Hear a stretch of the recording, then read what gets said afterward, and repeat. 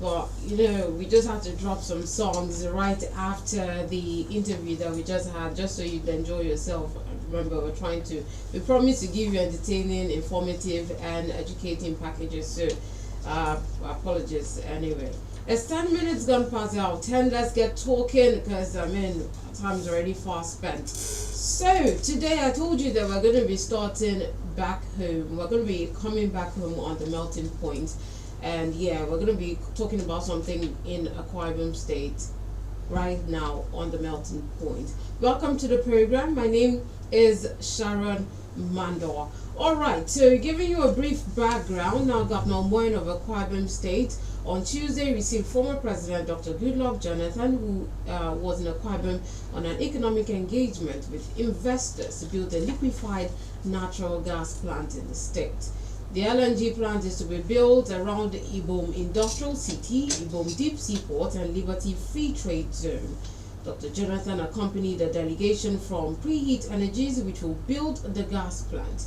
It is being built considering the climate change, which demands a global switch from fossil fuel to other alternative sources of renewable energy. The former president described Akwa Ibom as promising and peaceful, with prospects as the best location for the project, and expressed confidence in ENO to ensure completion of the project. The governor announced the approval of a land for the gas plant and directed the Commissioner for Lands to commence the process with the delegation towards a successful takeoff of the project. Joining me in the studio is a regular analyst, the founder, the president of Open Forum, of Open Forum, Citizen Matthew Kofi.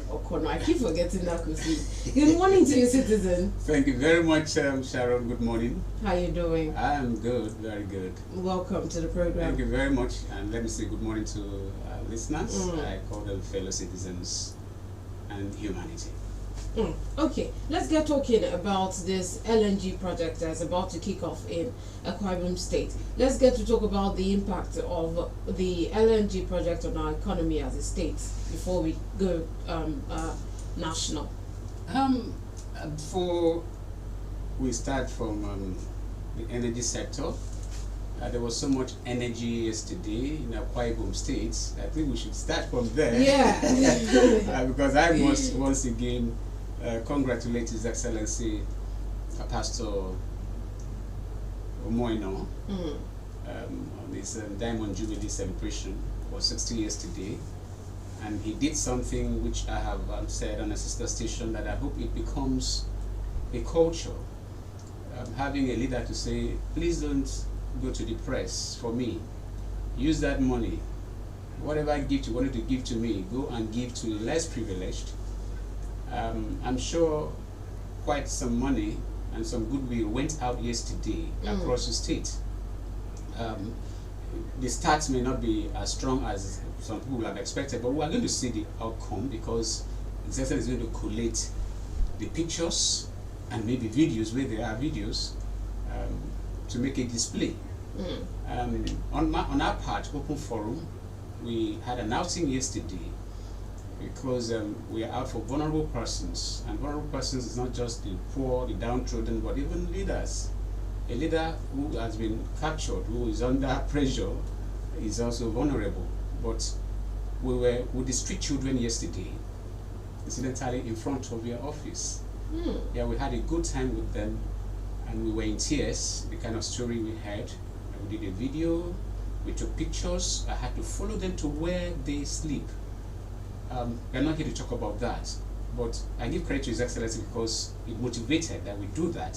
We've done it before, and we are going to follow it up with a documentary because street children, which is called at Magere in the north, and Magere is not actually supposed to be street children. They are supposed to be people learning Quran under an imam or an afa or whatever. But unfortunately, they have been turned to the nursery for unscrupulous persons to misuse them. We are having so many street children in Akwa Ibom State, and it is going to backfire. It's going to tell on this society in the nearest future. So I'm using this opportunity to appeal to government, to agencies, to see what they can do to curb that problem. A number of these children don't have parents. Like the two I had encounter with yesterday, they don't have parents. One of them is 9 years old. And guess what? He is the breadwinner to his little brother. They live alone. A 9-year-old fathers his own little brother, so he had to stay away from school to do scavenging. It's heartbreaking, but that speaks of the impact of His Excellency's birthday. I've been keeping this for some time, but yesterday it made I had to even do beyond what I normally used to do. So that's one of the advocacies, and then thank God it was a peaceful outing across, and also congratulations to Memories. I was here during let me say our lunch. It's for all of us. Yes, for all of us. Yeah. It was quite grand, quite grand. Congratulations. Thank you very much, Citizen. Yes. Thank you. Yeah, to go to about that Mr. President, former President Goodluck Jonathan came and then expressed interest of investing in the gas sector.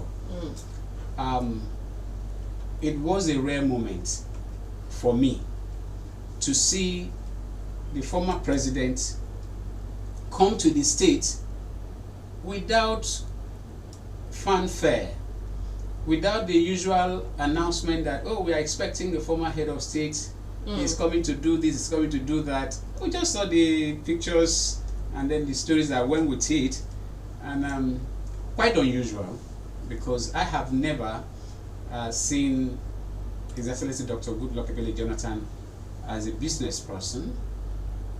After he left office, he became a statesman, and because of the circumstance that he left office, despite that some of us who are analysts who followed up what happened, who even had views of what may likely happen if he did not do what he was supposed to have done while in office, definitely he may likely leave Nigeria worse than he met it. Unfortunately, it happened, but society gave him credit that, well, he averted bloodbath, because the other people had said the baboon and the dogs or whatever will soak in blood if they don't have power by all means. And he left and became a celebrated international statesman.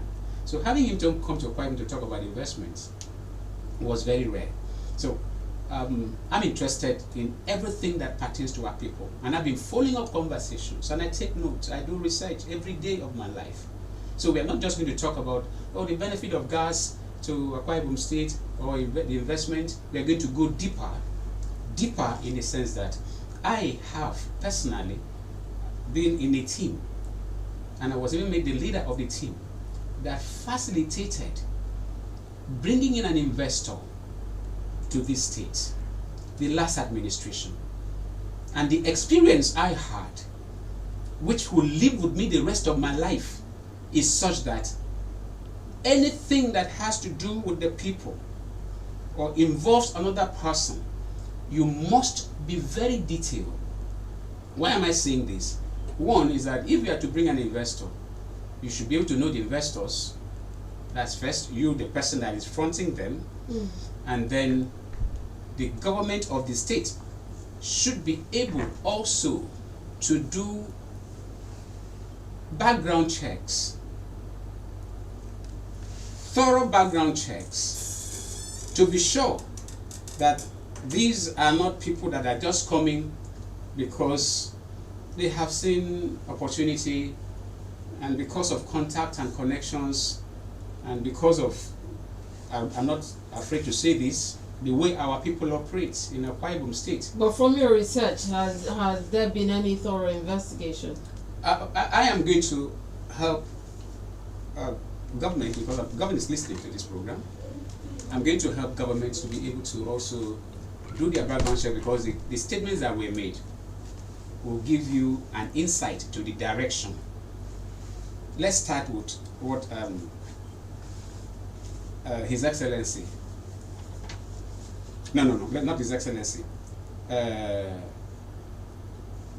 Yes, His Excellency, former President Goodluck Jonathan. He said the group came to him and asked him to lead them to Akwa Ibom State because of their interest to invest in the gas sector. And since he knows that Akwa Ibom State has enough gas and it's a very peaceful place, he accepted to lead the delegation.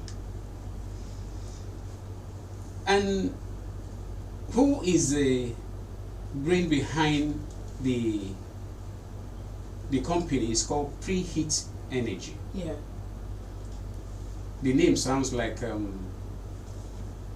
name, maybe a foreigner, but actually he is a Nigerian. He is from Bayelsa State, and he is sharing the same local government area with the former president, Goodluck Ebele Jonathan. What was his name? Azibwala Robert. Azibwala Robert. I had thought it was a foreigner. I had to do a background check. And then governor gave a response.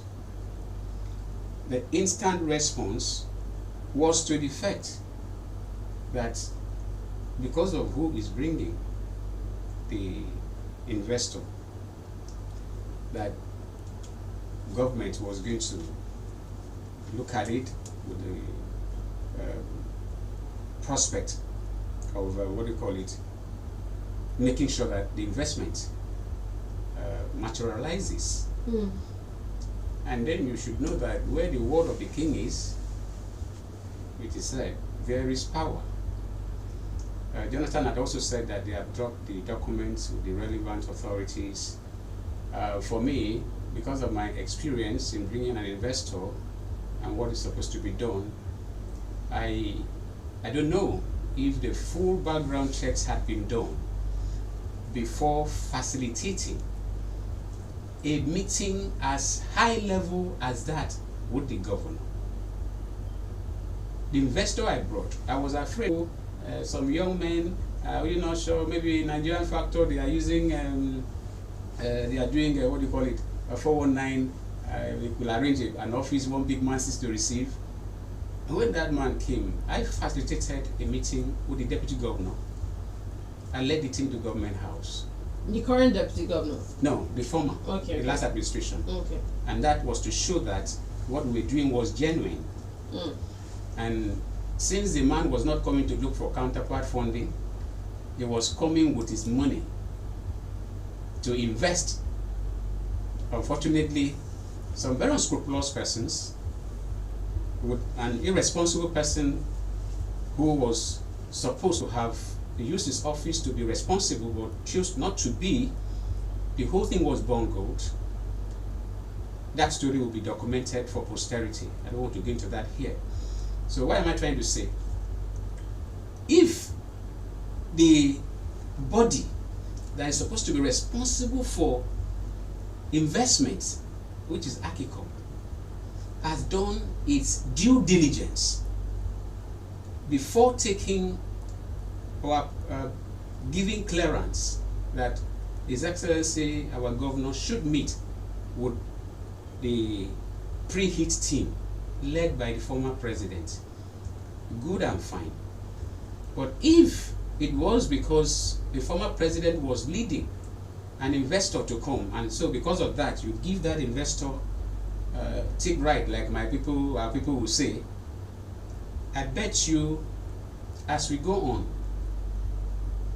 those that are interested in the development of this land will bring out informations, and those things will be corrected, because without due diligence you find that you may just have a what is called SPV, special purpose vehicle, for whatever purpose. At the end of the day, the thing does not work out. And remember that this is not the first time that a very senior person has come to the state to talk about investing in the gas sector. You may not recall who that is. In 2018, Emir Muhammadu Sanusi, the former CBN governor, who was Emir of Kano, came to the state, met with the then governor, Governor Bim Emmanuel, and said he was coming to invest in the gas sector. And he mentioned how much he was bringing in. He was speaking about himself coming to invest $1.1 billion. Nobody has talked about that. We're not hearing anything about what happened to that very move, that investment opportunity. Are you following me? So this is another company, Preheat, coming to say they want to invest in the gas sector.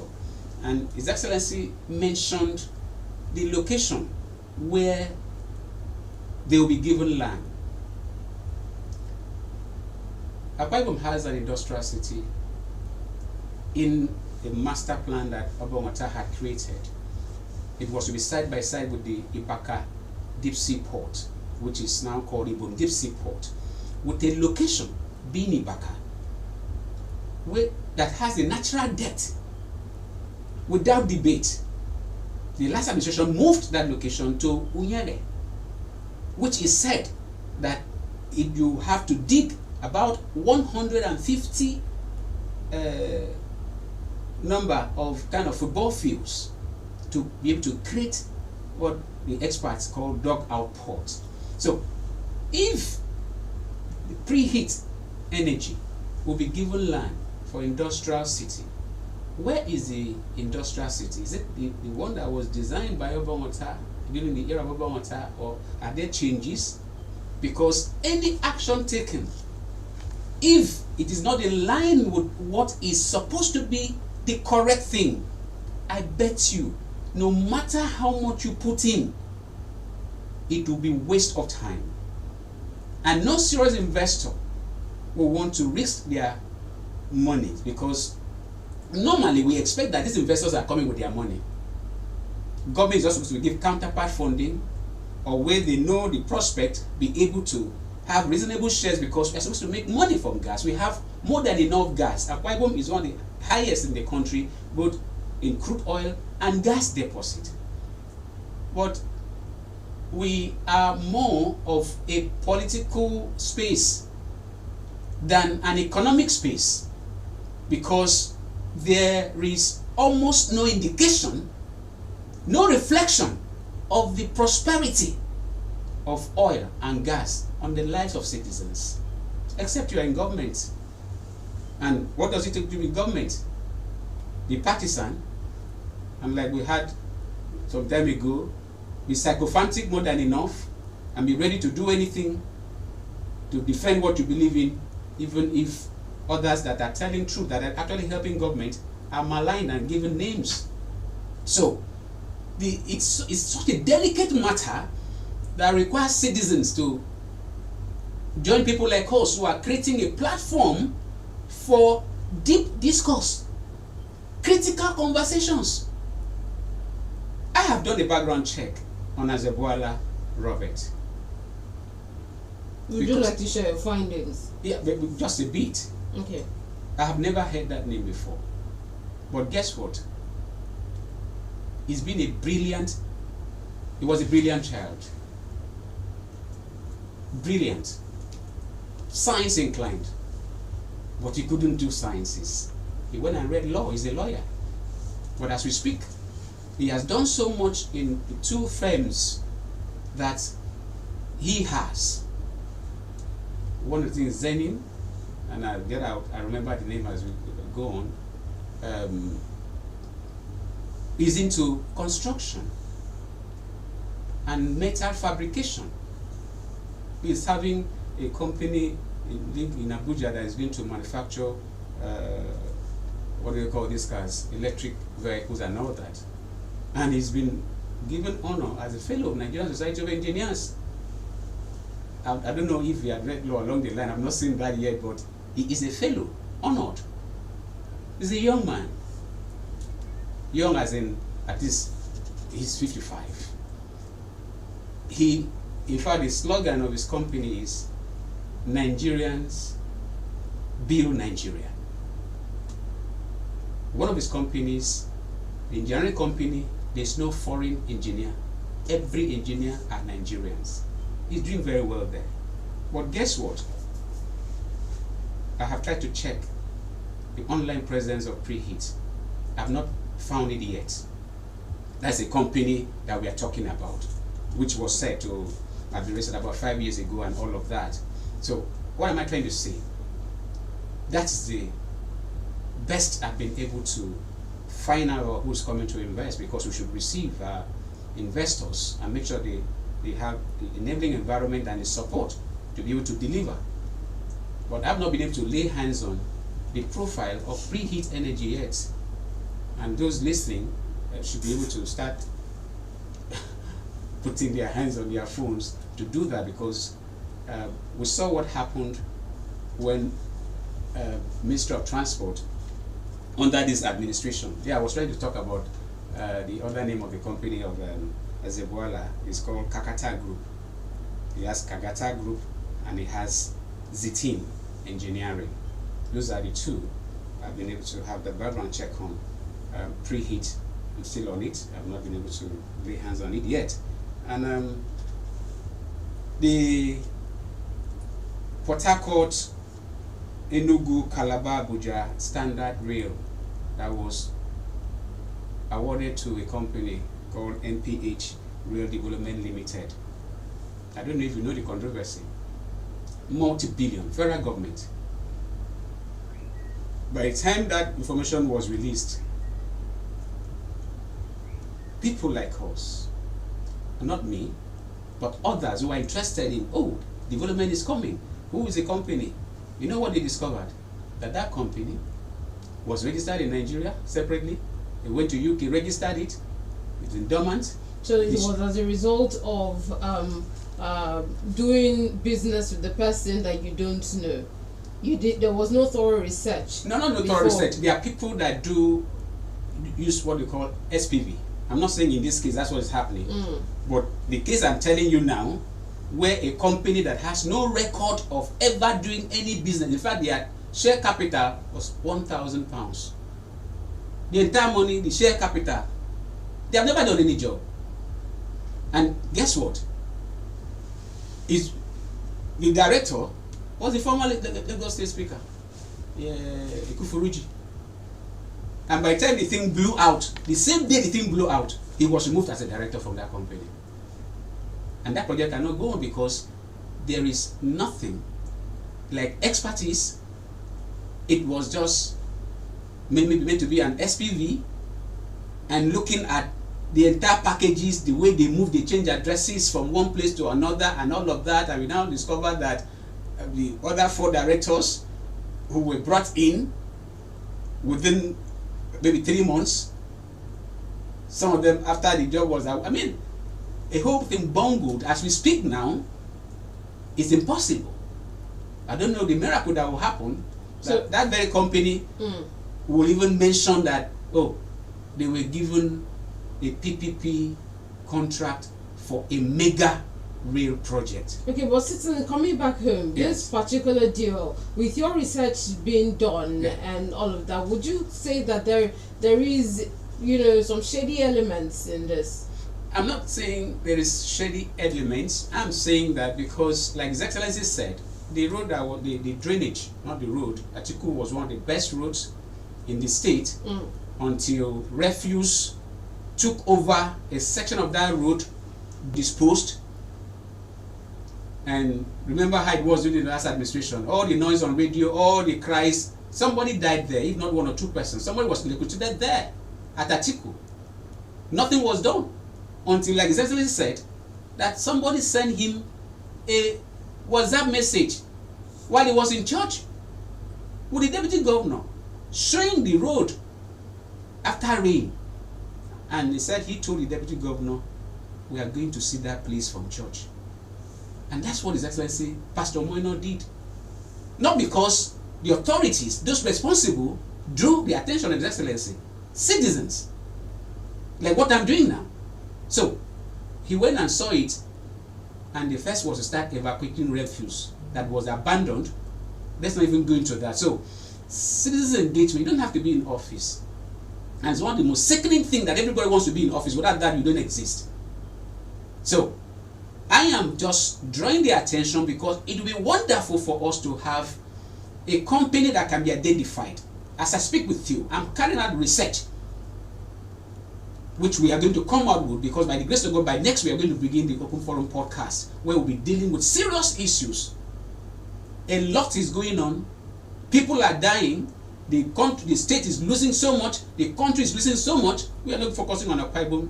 The national is a global thing we are going to run. So, but charity begins at home. So, if it got to the point that a former president could come to bring an investor, it's an honor, because he has a name to protect. Yeah, because I was going to ask if the presence of Goodluck Jonathan in that delegation, what influence does it make? Does it make it look credible, or what influence does it make? It is, or does it have, rather? Naturally, if you are blessed, he's a very frank man. Jonathan is frank, is simple, and that was why he opened up. He said the people came to him to say, take me to Akwa Ibom. So it's not that he's a director. Even the Azabwala Robert, when the report we have said he's the vice president of Preheat Energy. So who is the president? They have been on for 5 years from what they said. What are the projects they have been into? And what term are they coming to the state with? You understand? So it's not enough, because we are all entitled to one mistake in our life. And if you have the mentality that, oh, because the big man has come and everything, suspend due process, you may never be able to recover from the damage that you have, because that man could have been innocent.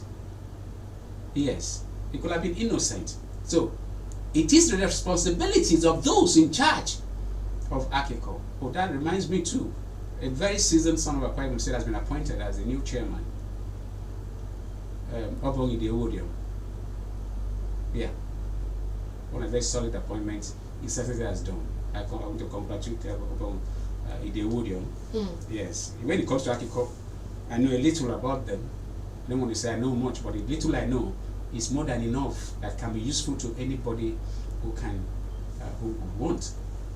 I know what I have been involved with them, and I know what I'm going through with them, but that's just by the way. So, due process should not, under any circumstance, be waived.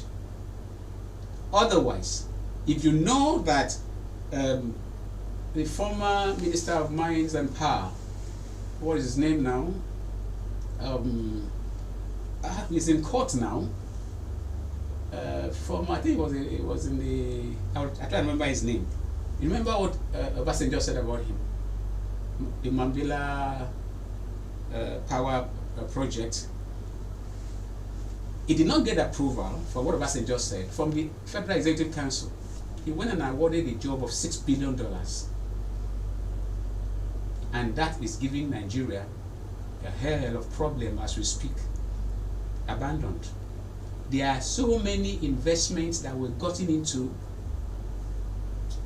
especially in the oil and gas sector, that if documentary is to be made, honestly, and Nigeria is able to survive some of them or recover some of the manipulations that were made, which would naturally come from players in the industry, we will recover so much and will be so relieved. So for Akwa Ibom State, that is the #1 gas and crude oil contributor to the economy, but with nothing to show for us that we have oil or gas, now to have the opportunity of having investment in that sector, it must be thorough. There is no waiver. I have been a victim of people I highly respected because of their levels, but I discovered that it was an error. And I will never allow anybody, no matter who you are, you must be able to be armed with information to even help the person who may even be vulnerable. You know, I told us that from our research in Open Forum, it's not just the poor, the needy, the illiterate that are vulnerable. Leaders are vulnerable. Presidents can be vulnerable. Governor, look at what is happening in Rivers State. Under pressure because of understanding or lack of understanding and impunity here and there and all of that. So anybody is vulnerable. So we must be able to save anybody who may out of ignorance become vulnerable. So it's not a matter like, oh, this person brought this person. You have to take that person. You must be able to do the necessary background checks, dot the I's, cross the T's, and then shake hands and tell your people prosperity is here. Outside of that, whatever we put in, including the land, and we must also note, we have as a body advocated that Akwa Ibom State should have a land policy. My 57th birthday, 2022, that was one of the resolutions at the town hall meeting, that we need to have a master plan, 30 to 50 year master plan for Akwa Ibom State, and then very importantly and urgently, a land policy. We don't have land policy. All right, citizen. Let's moving forward. Yeah. Right. We've the governor has assured them that the land will be given to them for the project and all of that. So working based on what we heard during the meeting, we've had years before now. We've had companies come into Akwa Ibom State, come and soil our lands and our waters and all of that, and you get to hear communities complaining about it. How can we ensure that when new companies come into the state, we don't have issues like that? How can we ensure safety for our people also, and ensure inclusivity when it comes to employment for our people? Very important question. First, we need a master plan. I don't believe any state, even Nigeria, should not be run on a political party agenda or a candidate agenda, which sometimes does not even align with the party agenda. And the master plan will help us to develop at the pace we have determined, and when that tenure ends, a new administration will come and continue. Like the land policy, in the next few years, some of the indigenes are going to become tenants.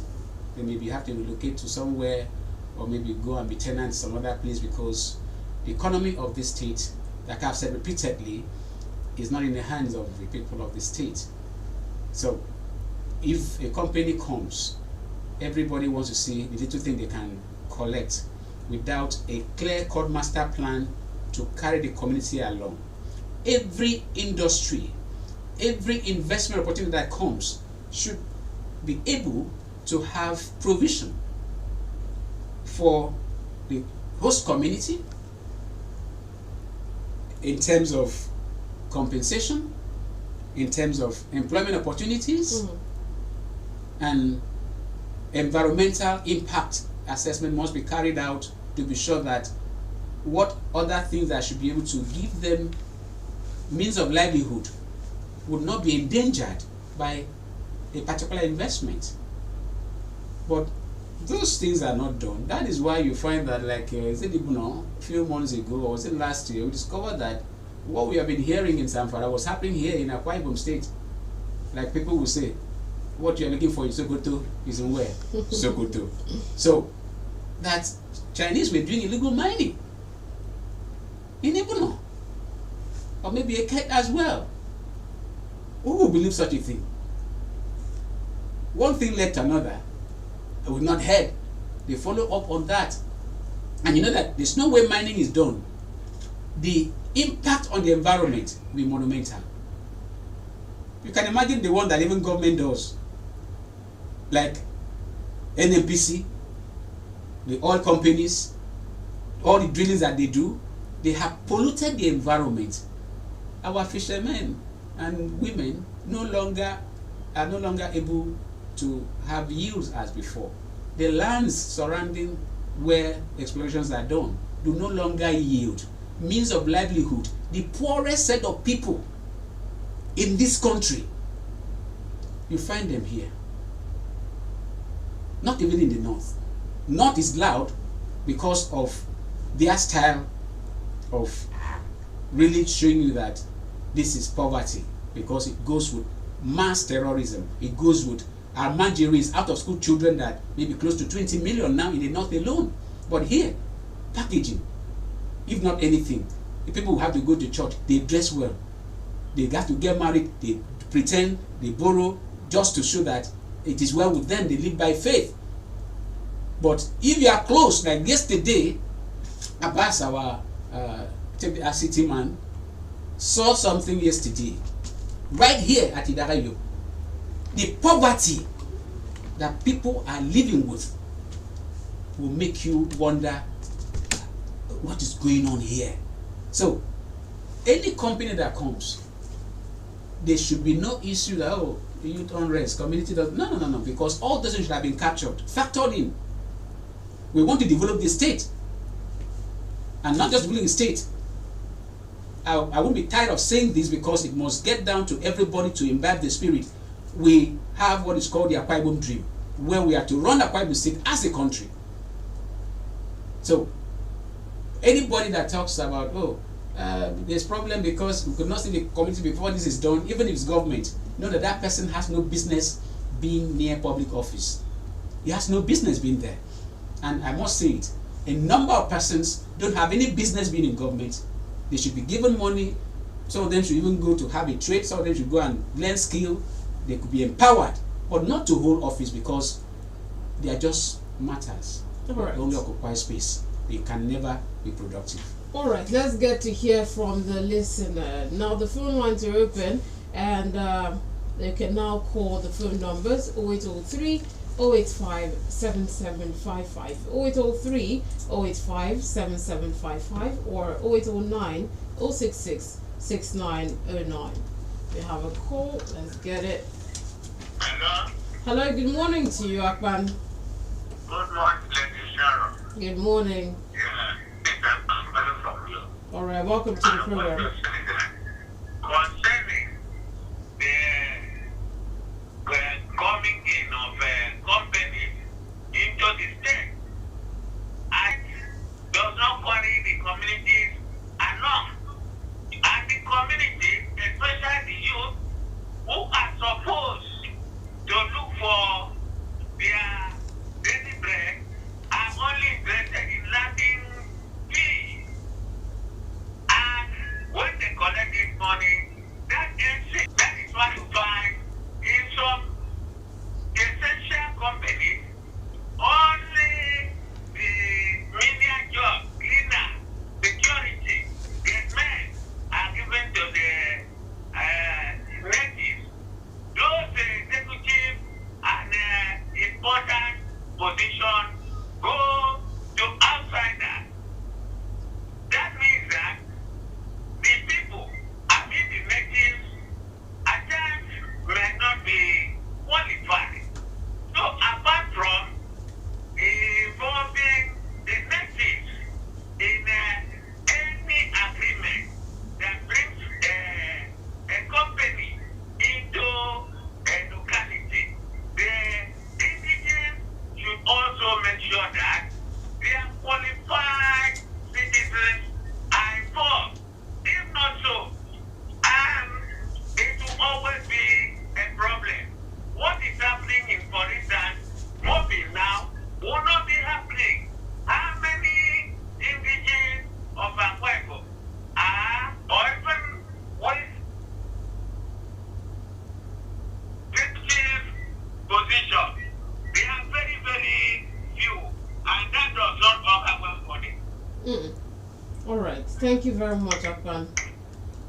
Still talking about employment inclusivity, but we're still taking up calls 0803 085 7755, 0803 085 09 066 6909. Hello, good morning. Hello, good morning, Maurice. Welcome to the program. What's your name or where are you calling us from? Yeah, good morning, sir. My name is All right. Go on. Yeah, we're taking out looking extensively on various issues confronting our state as a But I want to say that this state lack focus. We don't have focus. The state is not concentrated in anything when it comes to issues of development. Now, when you look down, go to Lagos, and some of us that grew up in Lagos, Lagos has what we call a master plan. You know, in 1975, under President Amubasi Johnson, they started to call New Town Development Authority, which catered for those linking peninsular axis. And that was when they got this issue of a code back here. And that is what every government has been following. But come to a state. If we have a time of attack, when we extend the plan of our state, those plans been followed, they have been all distorted, dismantled, disorientated. Because we are not coordinated as a people. We don't do something hard-up planning, hard-up policy, hard-up development. So we come, we abandon it. The people go to a level at which their leaders can't see. Our leaders they are inept. I'm just so saying it. Until we learn the pattern of Lagos State. Look at this Lady Peninsula now, this beautiful town area. And it's there right from the day before this economy coming. And just a follow-up. You want to be can't be key to that project. By developing the coastal area of people and people of Asia and all and by extension, this is true. It will not have down to the other side of the across there. There are people living there, they don't have the access to anything can talk about. I'm from the Biola, but talk to it, go to the bank. You see anything can cause development there. That's our lot. All right. Thank you very much. And interested own derivative, what are not interested for the government. I think that's where we are. So we have to make the young way to go. That's it. But I just commend you for what you are bringing up, but I wish I can pray that government will listen to you. Thank you very much. All right, thank you very much. We have about 3 minutes left, so we can only take one more call. 0803 085 7755 0803 085 7755 or 0809 066 6909. As we wait for the call, Citizen, yes. Your head was bopping a lot during this absolutely. last call. Absolutely. You have some things to say about. Yeah, the two callers, Akpan is a brain. He has brought a very wonderful perspective. I'm a Lagos breed, and when you talk about Eko Nibaje, it wasn't a political slogan. Every administration comes to adopt Eko Nibaje. Eko Nibaje means Lagos would not spoil. So, but we have here ad hoc things. Somebody will come today, mention the slogan, and even name some structures after that slogan, which I'm advocating. Structures should be named after the state or after wonderful people, not political slogans. It's unnecessary, absolutely unnecessary. And then the issue of the master plan, we will not stop talking about it. Like I've said, by the grace of God, from next week, I did the first hunger strike in this part of the earth last year. It's going to be 1 year on the 2nd of March, of May. We are going to begin something new. It's going to be a revolution by the grace of God that will not inet. The foundation that was laid, particularly by Obongota and even successive our founding fathers, is such we have to build upon. But just as some persons found their way to power, and if you are not a sycophant, if you are not ready, like one of them told me, and to the governor told me that we are all doing masquerade, everything is deceit, you have to join, otherwise you die in poverty and all of that. We need to cure that because it has eaten deep. I'm not talking about the experience I've had, but the issue is we must have that mindset of the Akwa Ibom dream. Same thing for Nigeria, the Nigerian dream. To do away with the Nigerian factor and what has come to be even the Akwa Ibom factor now. If you are not into politics, if you don't have connection, if you don't belong to whatever they call it, you will never, no matter how good you are, you will never see the light. And worse off, some supposed leaders, people you consider responsible, as well say, oh, don't leave that one, he will not, but just give him on merit. They will not. They will tell you that you are insulting. Yeah, a wunteme must be defined in what a wunteme means, because it's an indictment on anybody that uses it to describe anybody that brings substance, something different to the table. Thank God for Pastor Moeno. He said somebody sent him a WhatsApp message and he saw the flood that people have been calling on radio. Somebody died there and somebody was in power. Nothing happened, but he did that. And I want to request you, Your Excellency, to please invite that person who sent the video and bless his or her life. And you are going to have more input, independent input, non-partisan, such that the transformation that will come, like the issue, very important, I must say this as well, training of people. We have able